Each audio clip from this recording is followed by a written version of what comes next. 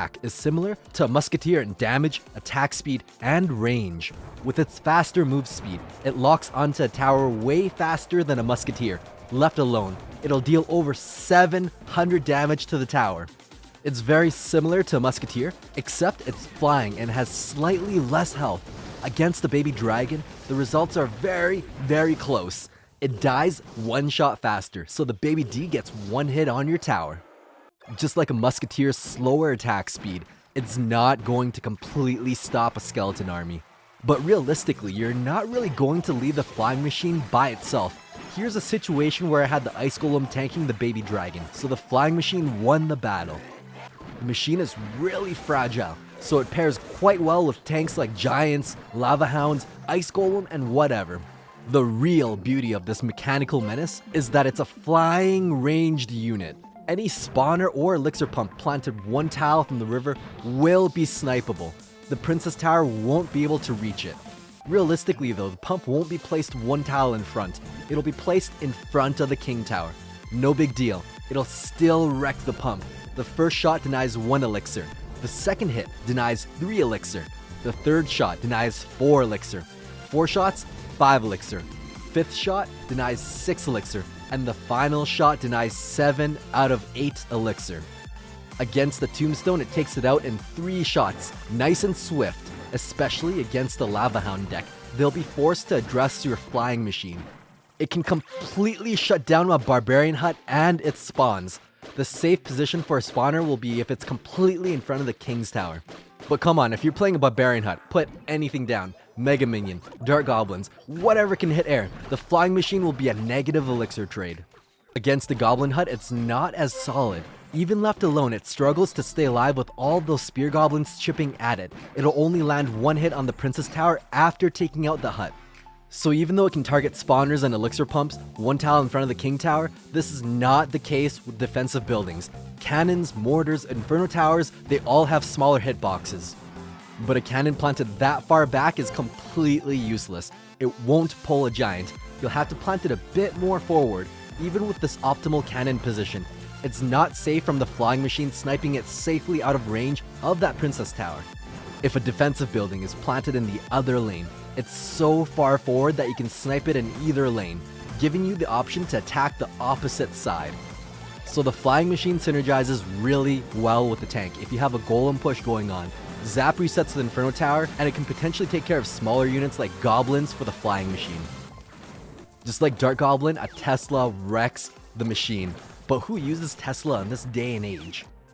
The flying machine can one-shot skeletons, spear goblins, fire spirits, and bats. It's like a slower Dark Goblin.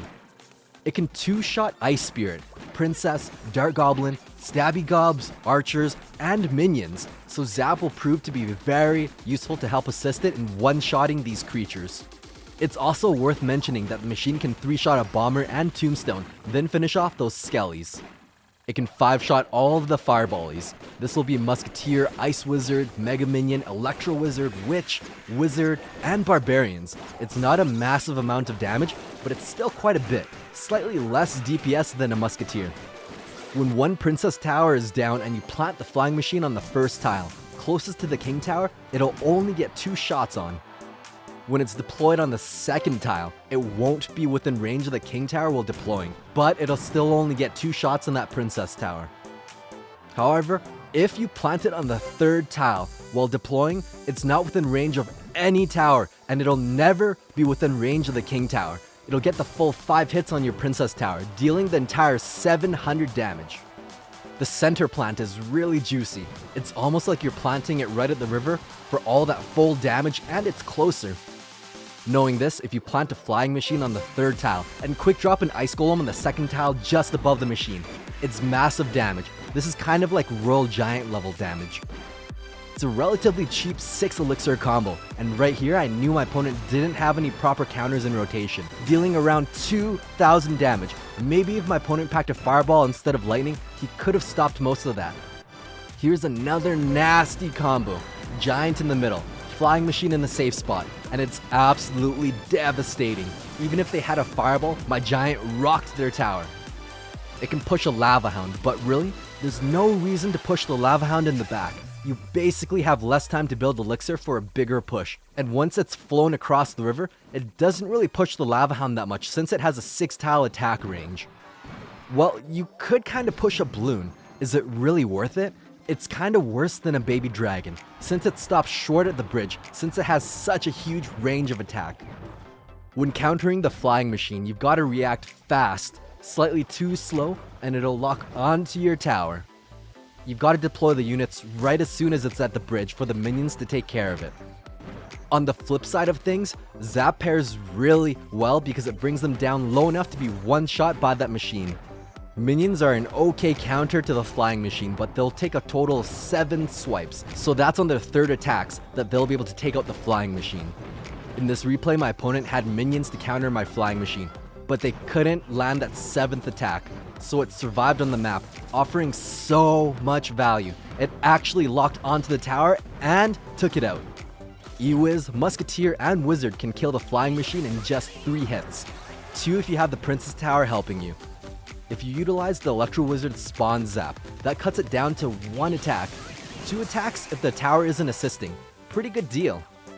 Mega Minion is probably one of the best counters against the flying machine. 1 swipe and some arrows from your Princess Tower and it's donezo. The Mega Minion is so solid. Even though the flying machine pairs really well with a tank, that Mega Minion will kill it in just 2 shots. Executioner is another really amazing counter against the flying machine. If there's a massive tank push, the Executioner actually kills the machine in 2 throws. You won't even need Tornado if you lined him up properly. If you don't have any fancy counters, archers will work just as well. They can survive 2 shots each, long enough to distract that flying machine. It's kinda like a dart goblin with its fast move speed and long range. It'll lock onto the tower fast, so you have to react with an ice golem precisely when it's within range. You can go in with a deeper ice golem plant if the flying machine is coming in hot from the center. You've really gotta watch the shadow. It might seem like it's within range, but that window of opportunity is very thin. Here's the defender's perspective. The flying machine's shadow looks like it actually is within range, but you have to look at the top of the shadow. This night misplay forced my opponent to defend with an Inferno Tower or risk losing 700 health in the Princess Tower. But really, do you have to stress about all these counters when Fireball kills it completely? In this really big golem push, as long as I had a Fireball in rotation, I didn't really need to worry about the machine. Bonus points because I clipped 2 minions for a positive elixir trade. How well does it stop a hog? Not very well, but kinda like a musketeer, it can counterattack in the opposite lane if you need to. Against the baby dragon, it's pretty decent with the help of a tower. Baby dragons aren't that strong anyways. Mini P.E.K.K.A.s, lumberjacks, and most fast ground units will not be stopped by the flying machine. This is kinda the drawback since it's flying. It won't aggro those troops. It definitely won't stop a prince if it couldn't stop that mini P.E.K.K.A.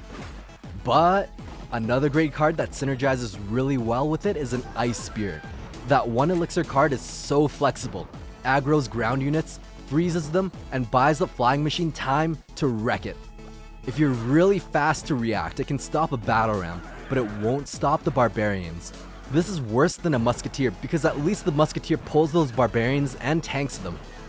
But at least they can stop a balloon. You can even obstruct the pathing and force the balloon to take the longer route flying around